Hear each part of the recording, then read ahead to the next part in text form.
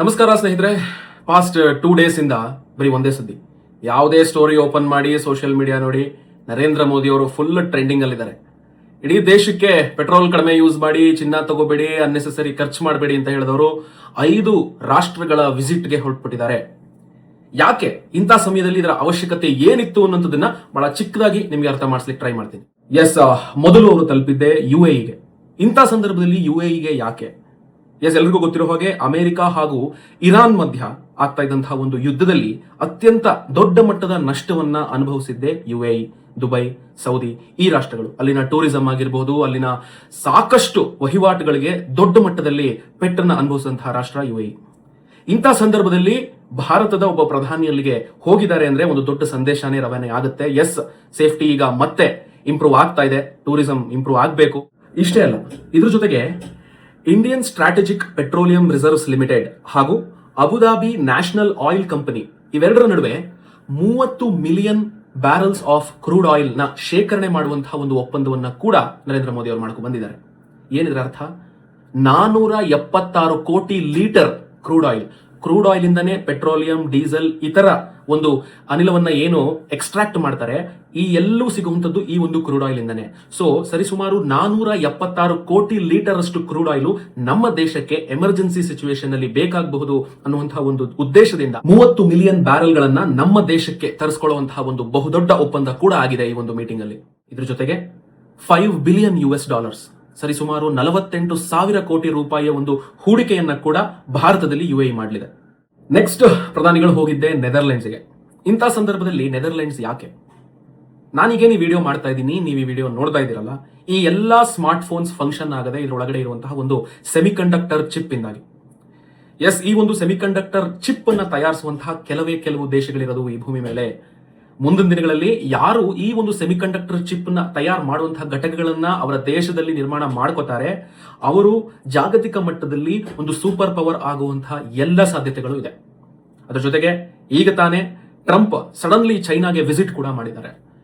ಹೇಳಕ್ಕಾಗಲ್ಲ ಆ ವ್ಯಕ್ತಿ ತಲೆಕೆಟ್ಟು ಯಾವಾಗ ಯಾವ ರೀತಿಯ ಒಂದು ಪ್ರೆಷರ್, ಅಂಡರ್ಸ್ಟ್ಯಾಂಡಿಂಗ್ಸ್, ಹೊಸ ಒಂದು ಅಡ್ಜಸ್ಟ್ಮೆಂಟ್ಸ್ ಗಳನ್ನ ಮಾಡ್ಬಿಡ್ತಾನೆ ಅಂತಂದ್ರೆ, ಅವನೇನಾದ್ರೂ ಚೈನಾಗೆ ಭಾರತಕ್ಕೆ ಸೆಮಿಕಂಡಕ್ಟರ್ ನ ಕೊಡಬೇಡಿ, ಸೆಮಿಕಂಡಕ್ಟರ್ ಚಿಪ್ ಗಳನ್ನ ಪ್ರೊಡ್ಯೂಸ್ ಮಾಡಬೇಡಿ ಅನ್ನುವಂಥದ್ರಲ್ಲಿ ಯಶಸ್ವಿಯಾಗಿ ಹೋಗ್ಬಿಟ್ರೆ ಒಂದು ದೊಡ್ಡ ಮಟ್ಟದ ಪರಿಣಾಮವನ್ನ ಭಾರತದ ಸಾಫ್ಟ್ವೇರ್ ಕಂಪನಿಗಳು ಎದುರಿಸಬೇಕಾಗ್ತದೆ. ಇದೆಲ್ಲವನ್ನ ಬಹಳ ಸೂಕ್ಷ್ಮ ರೀತಿಯಲ್ಲಿ ಯಾವುದೇ ತೊಂದರೆ ನಮ್ಮ ಭಾರತದ ಕಂಪನಿಗಳಿಗೆ ಆಗಬಾರದು ಅನ್ನುವಂಥ ಒಂದು ಉದ್ದೇಶದಿಂದ ನೆದರ್ಲೆಂಡ್ಸ್ ನ ASML ಸೆಮಿಕಂಡಕ್ಟರ್ ಕಂಪನಿಯ ಜೊತೆ ನಮ್ಮ ಭಾರತದ ಟಾಟಾ ಕಂಪನಿಯ ಜೊತೆಗೆ ಒಂದು ದೊಡ್ಡ ಒಪ್ಪಂದವನ್ನ ಮಾಡಿಸಿದ್ದಾರೆ. ಇದರಿಂದ ಏನಾಗುತ್ತೆ, ನಾವು ಬಾಕಿ ದೇಶಗಳಿಗೆ ಸೆಮಿಕಂಡಕ್ಟರ್ ಚಿಪ್ ಕೊಡಿ ಅಂತ ಕೇಳೋ ಅವಶ್ಯಕತೆನೇ ಇರಲ್ಲ.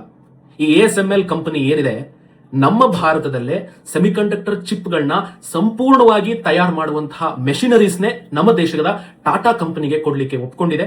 ಇದು ಭಾರತದ ತಂತ್ರಜ್ಞಾನ ಕ್ಷೇತ್ರದಲ್ಲಿ ನಿಜಕ್ಕೂ ಒಂದು ಸಾಮಾನ್ಯವಾದಂತಹ ವಿಷಯ ಅಲ್ಲ. ಇದರ ಮಹತ್ವ ಗೊತ್ತಿರೋರ್ಗಷ್ಟೇ ಅರ್ಥ ಆಗುವಂಥದ್ದು. ಇದರ ಜೊತೆಗೆ 11ನೇ ಶತಮಾನದ ಚೋಳ ಸಾಮ್ರಾಜ್ಯದ ಲಿಪಿಗಳು, ಏನು ತಾಮ್ರದ ತಟ್ಟೆಗಳ ಮೇಲೆ ಏನ್ ಬರೀತಾ ಇದ್ರು, ಅದು ನೆದರ್ಲೆಂಡ್ಸ್ ಅಲ್ಲಿ ಇತ್ತಂತೆ. ಆ ಒಂದು 11ನೇ ಶತಮಾನದ ಲಿಪಿಗಳನ್ನ ಕೂಡ ಇದೀಗ ಮರಳಿ ಭಾರತಕ್ಕೆ ತರಲಾಗ್ತಾ ಇದೆ. ನೆಕ್ಸ್ಟ್ ಅವರು ತೆರಳಿದ್ದು ಸ್ವೀಡನ್ಗೆ. ಸ್ವೀಡನ್ ನಲ್ಲಿ ಸಾಕಷ್ಟು AI ಒಪ್ಪಂದಗಳಾಗಿರುವಂತದ್ದು, ಅಲ್ಲಿನ AI ಟೆಕ್ನಾಲಜೀಸ್ ರಿಲೇಟೆಡ್ ಏನು ತಂತ್ರಜ್ಞಾನ ಇದೆ ಅದನ್ನ ಭಾರತಕ್ಕೆ ತರುವಂತಹ ಒಂದು ಸಾಕಷ್ಟು ಒಪ್ಪಂದಗಳಾಗಿರುವಂತದ್ದು. ನೆಕ್ಸ್ಟ್ ನಾರ್ವೆ ದೇಶದಿಂದ ಸರಿಸುಮಾರು $100 ಬಿಲಿಯನ್ ಅಷ್ಟು ಇನ್ವೆಸ್ಟ್ಮೆಂಟ್ಸ್ ಭಾರತಕ್ಕೆ ಬರಲಿದೆ. ಅಲ್ಲಿನ ಸರ್ಕಾರ, ಅಲ್ಲಿನ ಕಂಪನಿಗಳು ಭಾರತದಲ್ಲಿ ಆಲ್ಮೋಸ್ಟ್ $100 ಬಿಲಿಯನ್ ಅಷ್ಟು ಇನ್ವೆಸ್ಟ್ಮೆಂಟ್ಸ್ ನ ಮಾಡೋದಕ್ಕೆ ಇದೀಗ ಒಪ್ಕೊಂಡಿದ್ದಾರೆ. Next Italy. ನಾನು ಯಾಕೆ ಬ್ಲಶ್ ಆಗ್ತಾ ಇದ್ದೀನಿ, ನೀವ್ ಯಾಕೆ ನಗ್ತಾ ಇದ್ದೀರಾ ಇಟಲಿ ಅಂದ ತಕ್ಷಣ? ಐ ಡೋಂಟ್ ನೋ ಸ್ನೇಹಿತರೆ. ಬರೀ ಮೆಲೋಡಿ ಚಾಕ್ಲೇಟ್ ಕೊಡಕ್ಕೆ ಅಷ್ಟೇ ಅಲ್ಲ ಹೋಗಿರುವಂತದ್ದು, ಸಾಕಷ್ಟು ಡಿಫೆನ್ಸ್ ರಿಲೇಟೆಡ್ ಒಪ್ಪಂದಗಳು ಇಟಲಿ ಸರ್ಕಾರದ ಜೊತೆ ನಮ್ಮ ಸರ್ಕಾರಕ್ಕೆ ಆಗಿರುವಂತದ್ದು. ಅಲ್ಲಿನ ಡಿಫೆನ್ಸ್ ಮೆಕ್ಯಾನಿಸಮ್ಸ್ ಏನೇನಿದೆ ಅದೆಲ್ಲವನ್ನು ಕೂಡ ಭಾರತದ ಆರ್ಮಿ, ನೇವಿ ಹಾಗೂ ಏರ್ ಫೋರ್ಸ್ ಜೊತೆ ಸೇರಿ ಇಟಲಿ ಗವರ್ಮೆಂಟ್ ಹಾಗೂ ಭಾರತ ಸರ್ಕಾರ ಮುಂದಿನ ದಿನಗಳಲ್ಲಿ ಕೆಲಸ ಮಾಡ್ತದೆ. ಸಾಕಷ್ಟು ಹೊಸ ಟೆಕ್ನಾಲಜೀಸ್ ನ ಅಲ್ಲಿಂದ ನಮ್ಮ ದೇಶಕ್ಕೆ ತರಿಸಿಕೊಳ್ಳುವಂತಹ ಒಂದು ದೊಡ್ಡ ಒಪ್ಪಂದ ಇಟಲಿಯಲ್ಲಿ ಕೂಡ ಆಗಿದೆ. This is the end of the video.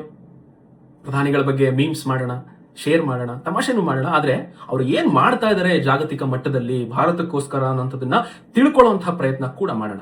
ಅದಾದ್ಮೇಲೆ ನಮ್ಮ ತಮಾಷೆ ಇದ್ದೇ ಇರುತ್ತೆ.